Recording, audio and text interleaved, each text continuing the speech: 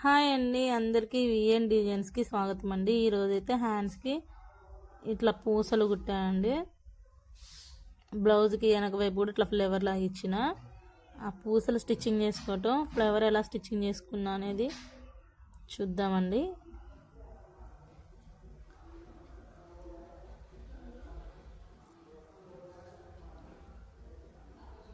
మామూలు రౌండ్ నెక్కి ఇచ్చిన పైపింగ్ బ్లౌజ్.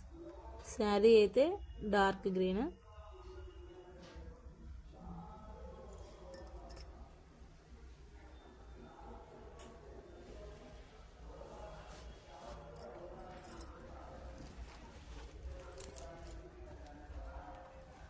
ఇది బ్లౌజ్ అండి. పైపింగ్ వేసుకున్న రౌండ్ నెక్కే ఇచ్చానండి బ్లౌజ్కి అయితే. షోల్డర్ కాడ నుంచి నెక్ డౌన్లో 3.5 మార్కింగ్ పెట్టండి. 3.5 పెట్టా. ఫ్లవర్కి వచ్చేసి 2 ఇంచెస్ క్లాత్ తీసుకున్నా. బారుగా ఇలా స్టిచ్చింగ్ చేశానండి. 2 అంచులు కలుపుతూ ఇలా స్టిచ్చింగ్ అయిపోయింది.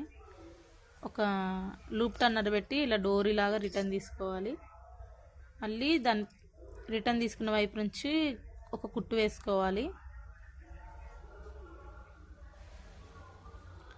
ఇప్పుడు 9 ఇంచెస్ లాగా నేను 3 ఫ్లవర్స్ కావాలనుకున్నా 3 పార్ట్లు కట్ చేసుకోవాలి. ఇట్లా వీడియోలో చూపిస్తున్న విధంగా ఫ్లవర్ స్టిచ్చింగ్ చేసుకోవాలండి. అంచులమ్మడి ఇలా కుట్టుకుంటూ ఆ దారాన్ని బట్టి లాగితే ఫ్లవర్ లాగా వస్తుంది. నేనైతే 3 రెక్కలు ఇచ్చానండి. ఒక్కొక్క ఫ్లవర్కి 3 అని ఇచ్చాను. 3 ఫ్లవర్స్ చేసుకున్నాను నేను. ఇప్పుడు బ్లౌజ్ మీద పెట్టి స్టిచ్చింగ్ చేసుకుంటున్నాను ఫ్లవర్ చుట్టూ.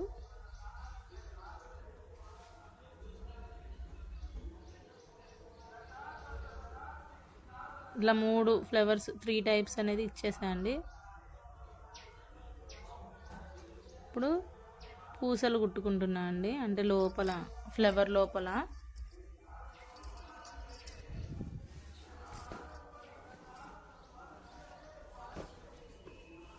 ఫస్ట్ వచ్చి ఒక 9 పూసలు వేసాయండి. 9 ఒక రౌండ్ లాగా పెట్టేసి ఇలా స్టిచ్చింగ్ చేశాను.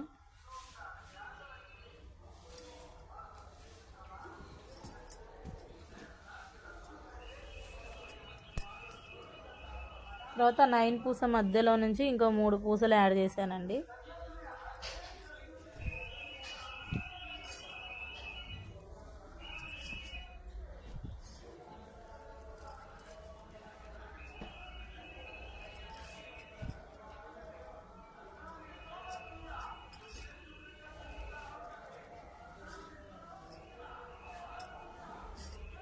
ఈ విధంగా 3 వైపులా కుట్టుకోవాలండి 3 ఫ్లవర్స్.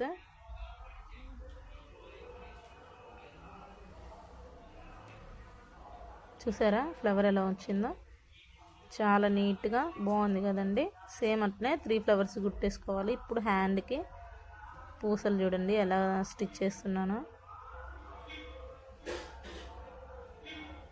స్టిచ్చింగ్ అయిపోయింది. చూడండి ఎంత నీట్గా చేశానో.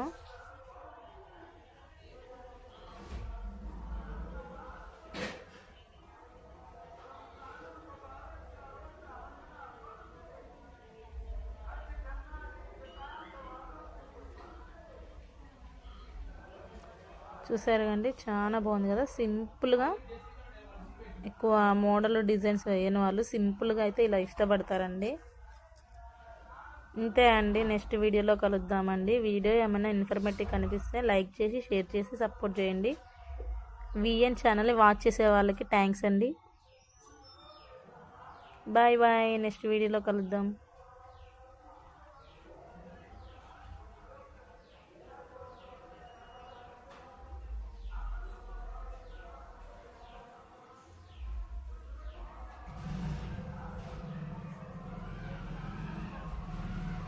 స్టిచ్చింగ్ బాగుంది.